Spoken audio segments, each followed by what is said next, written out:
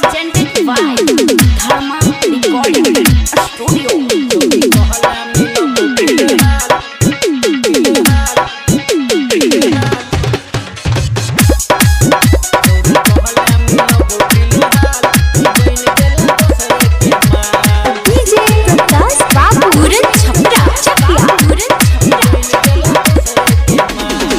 तोरा से लब के फूटल गे करम देख में निक बाकी दिल छोबे शरम गे तोरा से लब के फूटल गे करम देख में निक बाकी दिल छोबे शरम तोरा पटबई में लागल 2-3 साल की बन गेले दोसरे के माल छौरी कहले मिलब फिलहाल की बन गेले दोसरे के माल।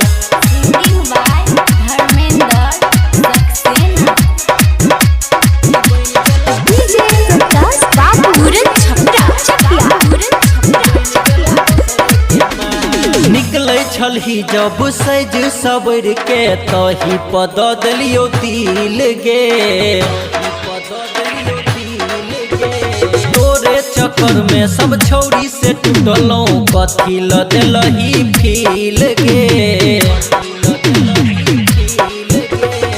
गामे के छौरा से माजा तू लही माई बाबू के पगड़ी गिरलही कहियो छुए नहीं दिलही अपन गाल की बन गेलही दोसरे के माल छौरी कहले मिलब फिलहाल की बन गेले दोसरे के माल।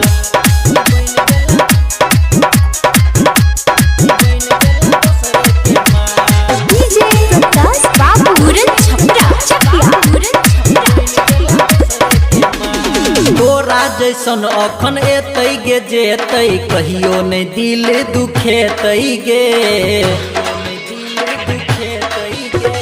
शामो सवेरे उ खाना बना क हमरा से मिलै ल एतै गे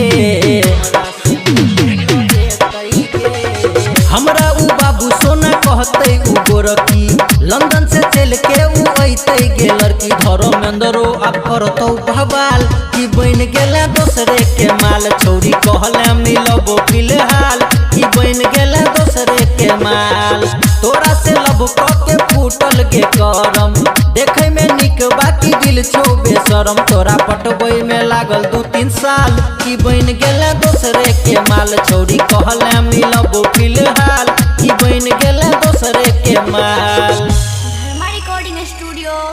भड़गामा।